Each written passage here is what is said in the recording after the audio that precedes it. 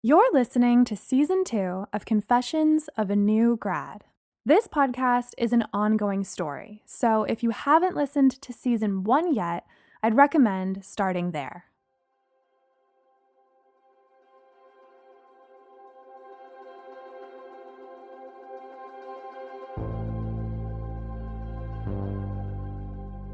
Chapter 20: The Worst First Day.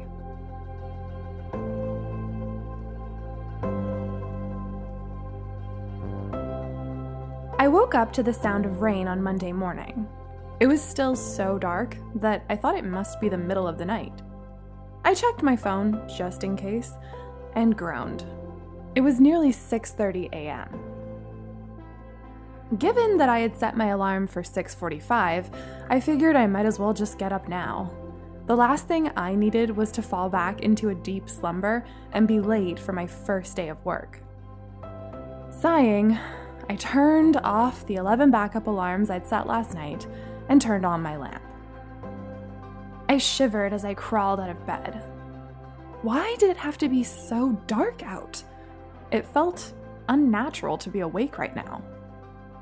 The tiles on the bathroom floor were ice against my bare feet as I began to brush my teeth. I couldn't believe that I was going to be responsible for 4 classes of high school kids today. Only a few weeks ago, I'd had zero control over my own life. I thought about how lost I'd felt after graduating from UBC. I'd been so directionless that I'd somehow ended up moving into a basement suite with my dud of a boyfriend, Tyler. That thoroughly romantic scenario had lasted less than 3 weeks before I'd called my best friend, Gemma, in tears, asking her to come and rescue me. I smiled reminiscently because even though the weeks that had followed had been uncertain and stressful, they were still the first good ones I'd had in a long time. Once I was away from Tyler, I was able to think about what I wanted, which had led me to deciding to stay in Vancouver and getting this job as a teacher. I still wanted to be a writer, but I needed to establish my own financial independence first. With Gemma's help and a lot of luck, I'd managed to snag this incredibly affordable apartment right on English Bay downtown. And although I was already being harassed by my neighbor, who had left me the creepiest note the other day, things were going well.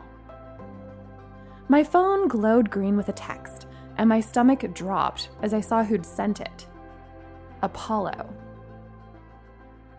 Hey, good luck with your first day of teaching today. Not that you need it. I spat out my toothpaste a little too forcefully and turned on the shower, wondering what the fuck he was doing. Why was he texting me? Why would he think that I would want to hear from him after what I'd seen yesterday? I glowered, remembering how he had talked to me for months while I was dating Tyler, how he had made it seem like he was really into me, how he had started dating me right after I broke up with Tyler, and then flaked off once I told him I wasn't moving and would be staying in Van after all, only to then do a 180 and help me move all of my stuff into my apartment on Saturday. And then, yesterday, just when I thought things were going well between us, I'd seen him with another girl. I squeezed the shampoo bottle far too tightly as I remembered the image of him walking along the seawall at sunset, holding hands with a mystery blonde. I don't want to sound melodramatic, but it felt kind of like a scene out of a bad teen drama. What were the chances that I'd go for a run at precisely the same time that he and his girlfriend, was she his girlfriend? I really had no idea, had decided to take a romantic stroll? I clenched my teeth because it wasn't really that big of a coincidence after all. Apollo knew where I lived. He'd helped me move into the place 2 days ago and hooked up with me in it. So why had he taken this other girl for a walk along the beach a few hundred meters from my house? I thought Apollo was smart, but yesterday had been nothing short of idiotic on his part. And why was he texting me now like nothing had happened first thing in the freaking morning? Hadn't he seen me? He must have seen me. He'd looked back in my direction and dropped the blonde girl's hand right before I'd run past them. Maybe he was trying to figure out whether or not I'd seen him. I rolled my eyes, furiously scrubbing my hair. Why was I thinking about this? It was so juvenile, and I was a grown-up now. A grown-up who was getting ready for her first day of work. I didn't have time for Apollo or any of his bullshit right now. My phone lit up with another text as I pulled on the perfectly ironed outfit I'd laid out for myself yesterday. Go away, I hissed, before seeing that this one wasn't from Apollo. It was from Stefan. Hey, Brooklyn. I hope you have a great first day of teaching today. Smiley face. I smiled.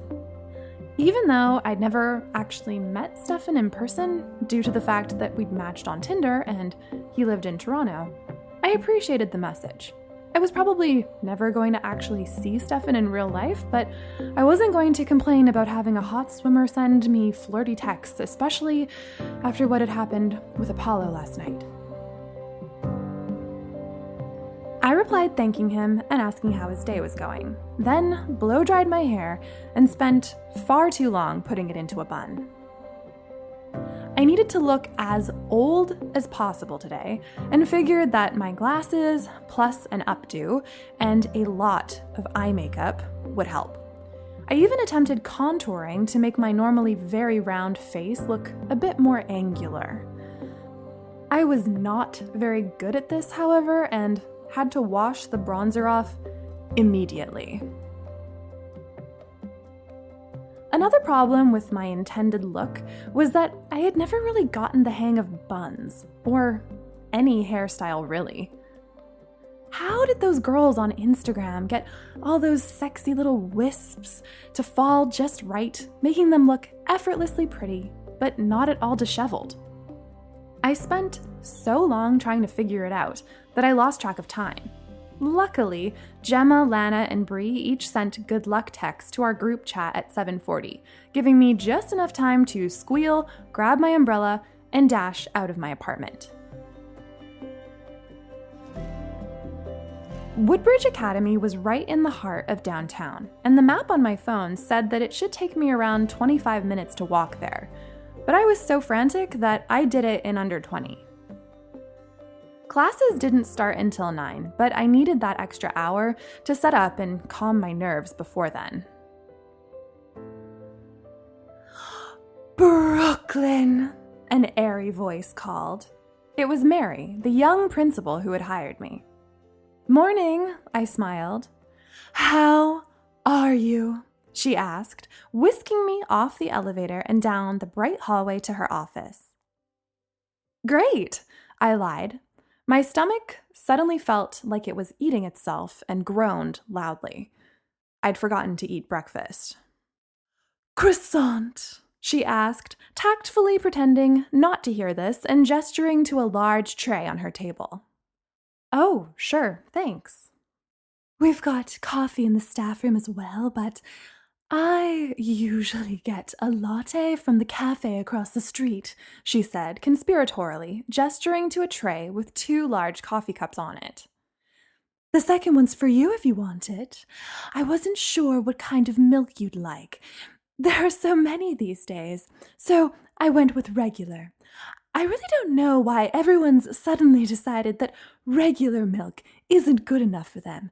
But anyway, would you mind helping me bring these croissants in as well? Of course, I said, gratefully taking the latte. I actually usually preferred oat milk, but did not mention that. So, how are you feeling? She asked, as we waved at the sleepy-looking secretary who had just arrived and taken a seat at her desk. A little nervous, I admitted. Oh, don't worry, you'll be fine, she said kindly, as we placed the croissants next to a large pot of steaming coffee on a table in the corner of the staff room. I try to remember to bring in treats on Mondays to make things a little easier for everyone, Mary explained. That's really nice of you.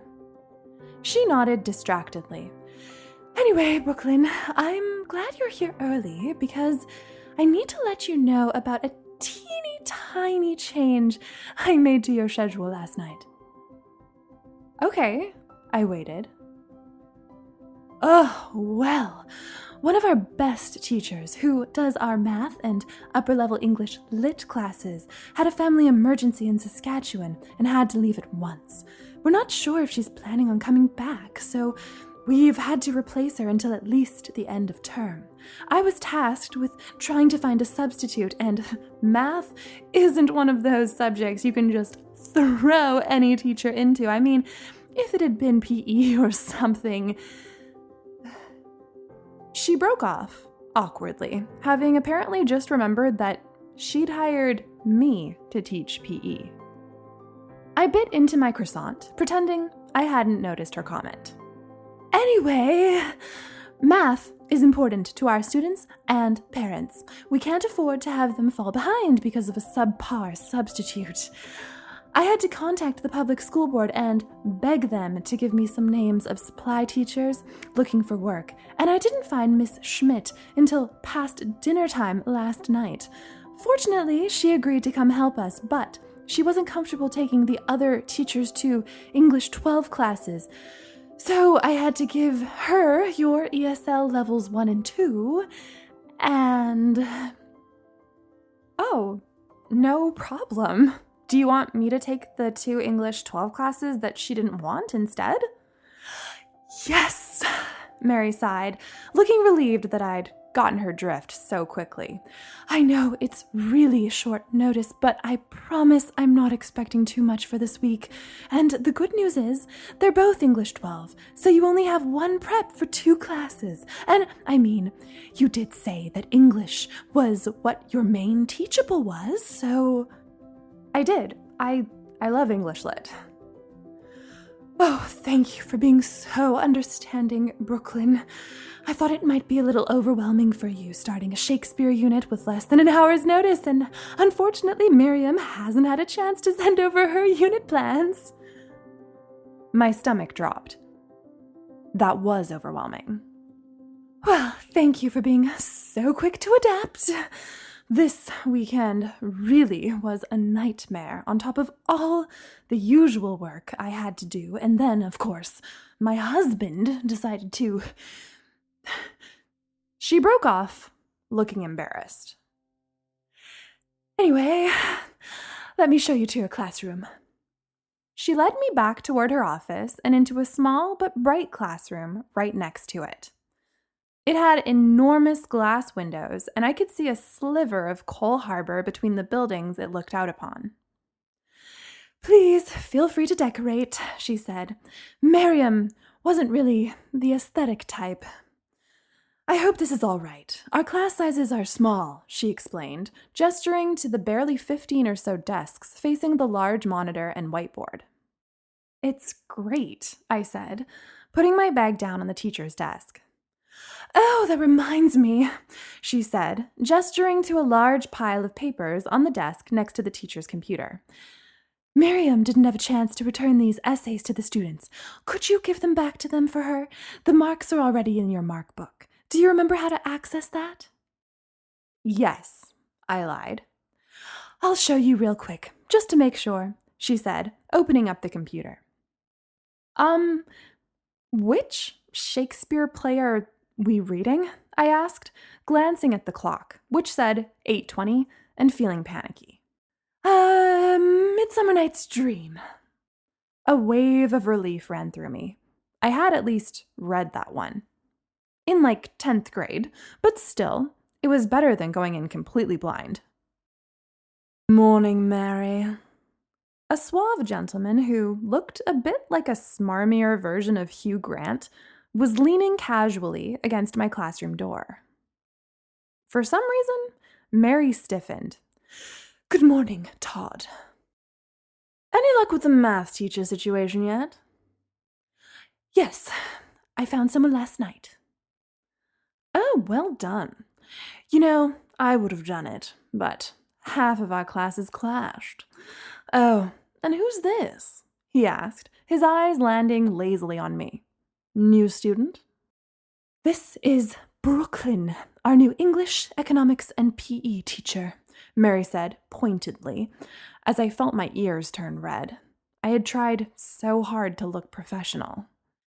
Todd teaches AP History and is also our vice principal, Mary explained to me. Have you got any extra whiteboard markers? He asked her. I was supposed to pick some up this weekend, but what with everything that was going on, I must have forgotten. In the supplies drawer in my office, Mary told him tartly, straightening her blouse and standing up.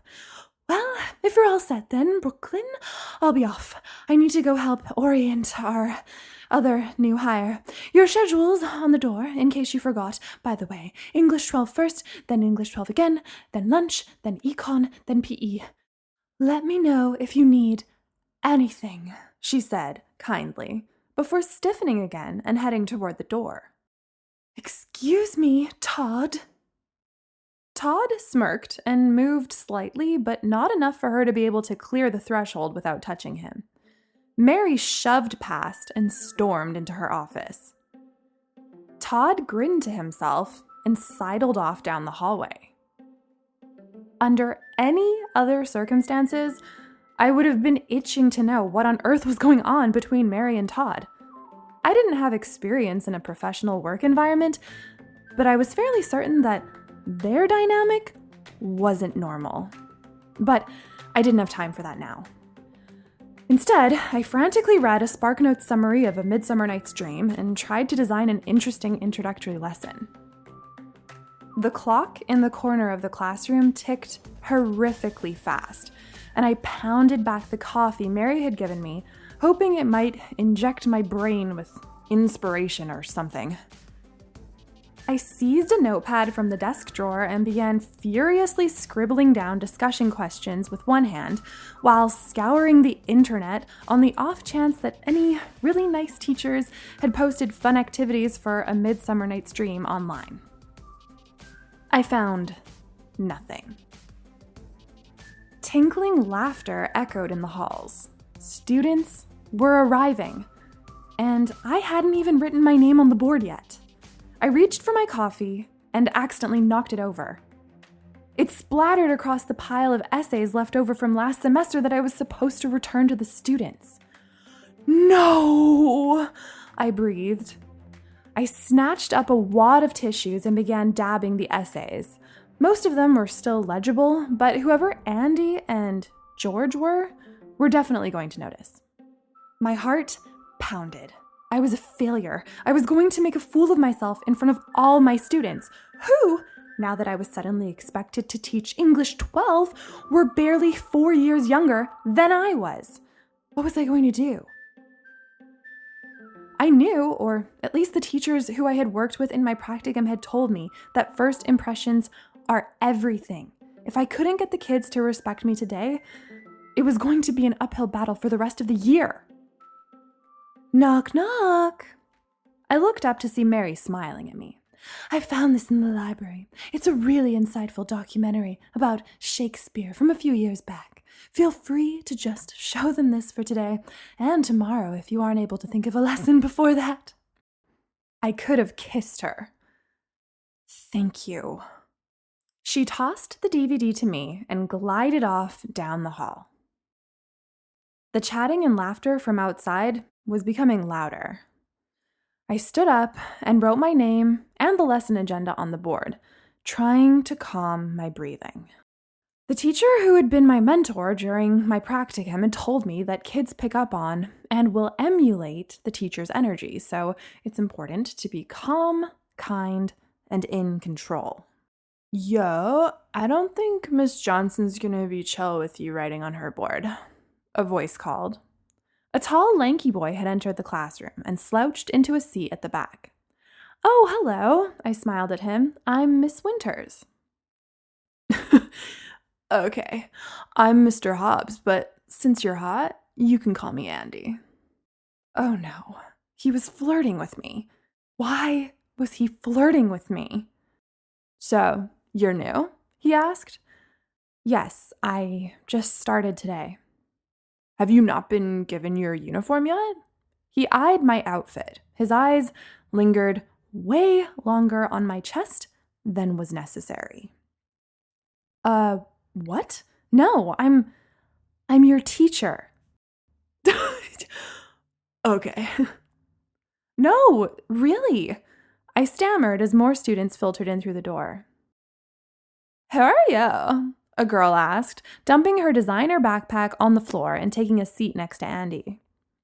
Yeah, where's Miss Johnson? A spidery-looking boy with a pimply face entered, taking a seat in the center of the front row. Miss Johnson, had to go back to Saskatchewan for a family emergency. Mary had suddenly appeared. She ushered a few more students into the room and joined me at the front. So, Miss Winters is taking over in time for your Shakespeare unit. Is Miss Johnson okay? A sweet-looking girl in the middle row asked. Yes, she's all right, Emma, but she needs to be with her family, so we've told her to take her time, and she can return whenever she's ready. So, is this chick like a sub, or... The girl with the designer backpack asked. Her name is Miss Winters, Addison, and she is your teacher now. She'll be with you until the end of the school year.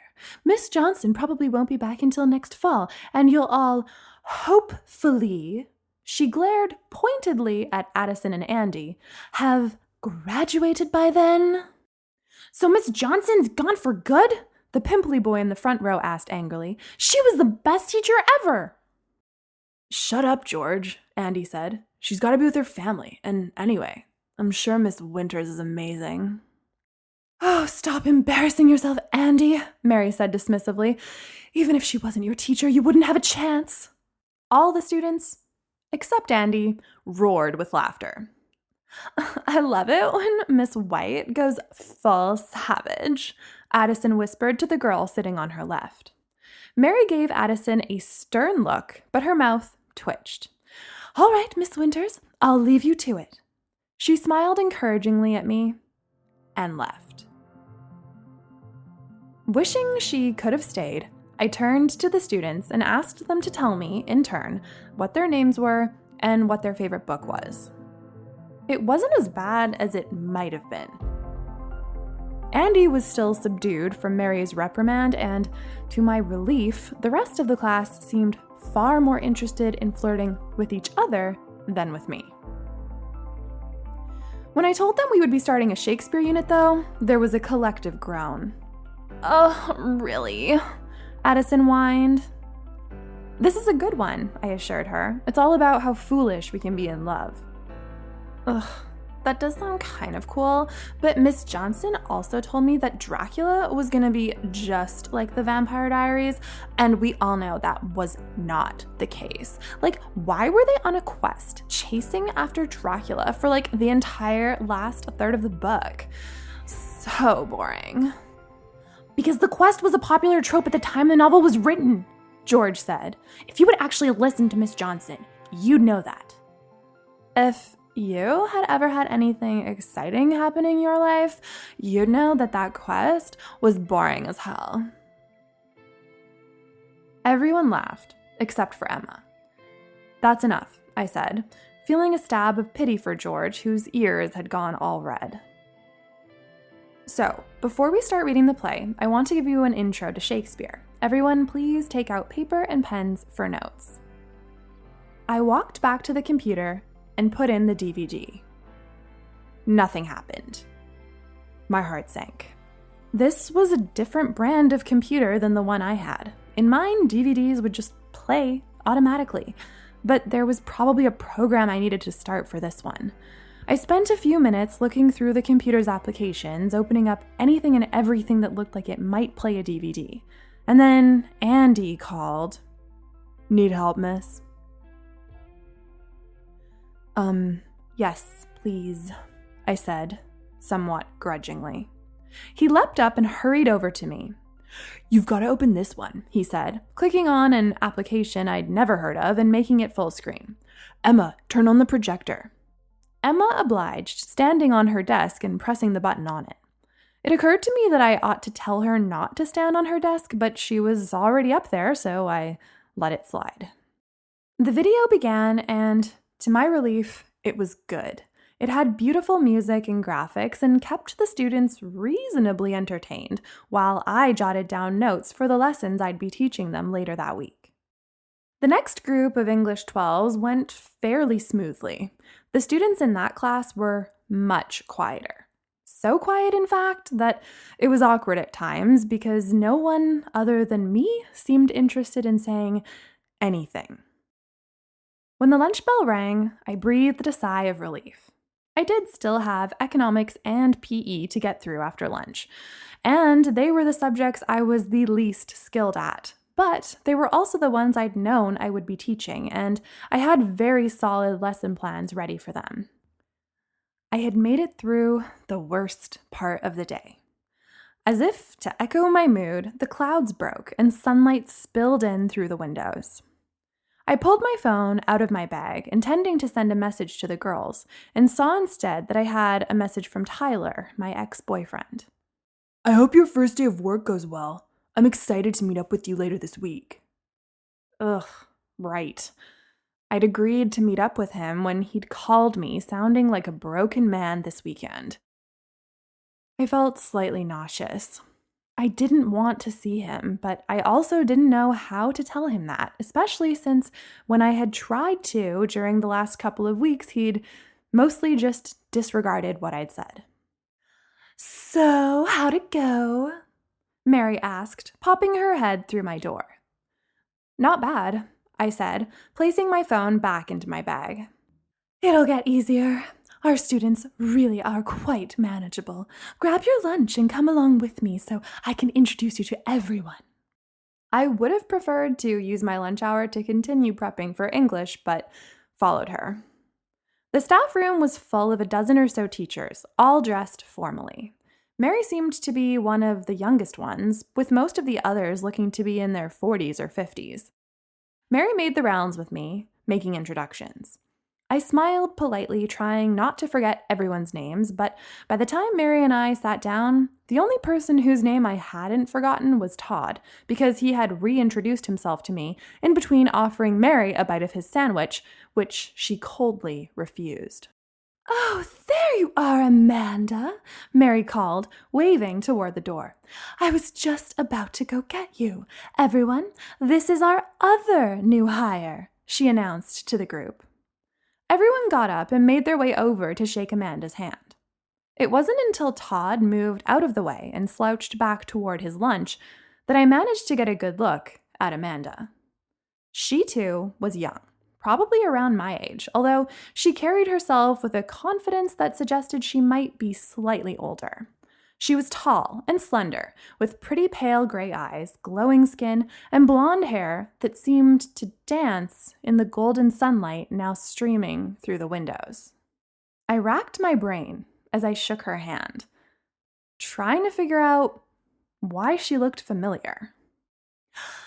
"Come and have a seat with us," Mary said, leading Amanda back to our table. "How did your morning classes go?" "Pretty well," Amanda said. "I used some of my old lesson plans. I hope that's okay. I'll have more ready once I have a bit more time later in the week." "No problem," Mary said understandingly. "I didn't give you much notice." "It was kind of my fault, actually. I was out on a date all afternoon and my phone died, so that's why I called you back so late." "Oh, that's lovely. What were you guys doing?" "We just went for a late lunch and then strolled along the seawall. Nothing crazy." And then it clicked. The reason why Amanda looked so familiar. It wasn't because I knew her. It was because I'd seen her yesterday, walking along the seawall, holding hands with Apollo. Nothing ever feels like I thought it would feel like. Nothing ever feels like I thought it would feel like. Nothing ever feels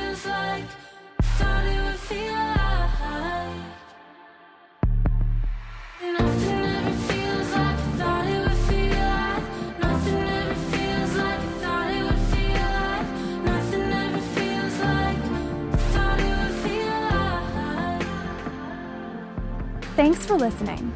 New episodes will be dropping every Monday at 3 a.m. Vancouver time until the season ends on August 23rd. If you're enjoying the show, please tell your friends, give it 5 stars on Apple Podcasts, write a review, share it on social media, and make sure that you click follow on Apple Podcasts, Spotify, or wherever you're listening so that new episodes appear instantly in your podcast app. You can follow the show on Instagram at NewGradPodcast. Thanks again for all of the support you've given the show. Confessions of a New Grad is written, narrated, and produced by me, Greta Craig. Rebecca Montgomery does cover and episode artwork, as well as editing the scripts. Special thanks to all the musicians who allowed us to use their work in this production. You can find the soundtracks in the episode descriptions.